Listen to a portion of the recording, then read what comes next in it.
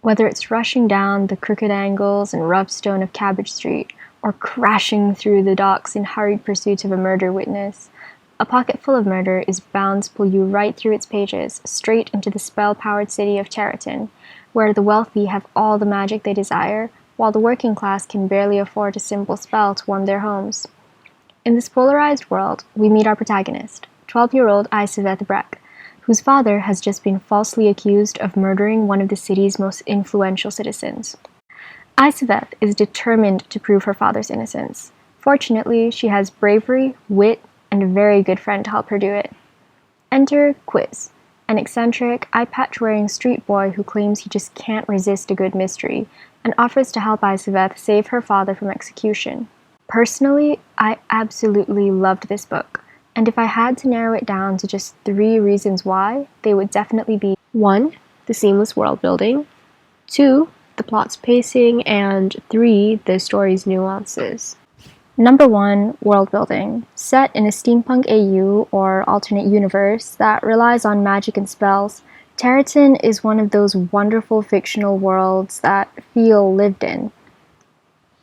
Although it wasn't written with any particular eloquence or imagery, focusing more on the lore and inner workings of the city, it's still surprisingly visual, since R.J. Anderson leaves deciding what exactly the city looks like to you, the reader. Which is a bit of an iffy choice that can either go really, really badly or really, really well. And honestly, she did it extremely well, seeing as the faded colors of commoners' homes and the elaborate gleam of nobles' tea parties slotted in place around me as I followed Isaveth on her quest to clear her father's name. And by the time I was finished with the book, all I needed was a map to imagine my way through every nook and cranny of Cheriton. As a matter of fact, I wouldn't have wanted it any other way, since leaving me to fill in the blanks allowed the story to run smoothly in terms of... Number 2, pacing. Pacing is such an important thing in any story. I've read books that had amazing plots, elusive characters, and deep lore that were completely destroyed by horrible pacing. And I'm positive that if R.J. Anderson had decided to add more descriptions of houses and streets, it would have ruined the way the mystery unfolded.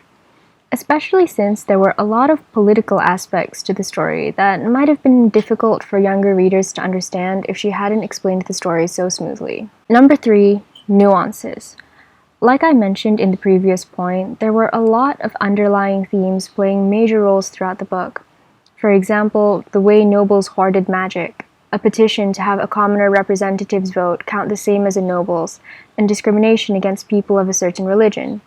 You see time and time again the atrocities that the people in power were willing to commit to hold on to their status, hiding behind a mask of philanthropy and kindness. And because Isaveth was a victim of many of those things, a lot of heavy topics were laid out and explained in a way that was easy to understand without undermining their importance. Because of all this, A Pocket Full of Murder is a book that I still think about and discuss whenever given the chance, even though it's been more than 2 years since I first read it, and I sincerely hope that it'll mean just as much to you. See you on the streets of Cheriton. Ciao!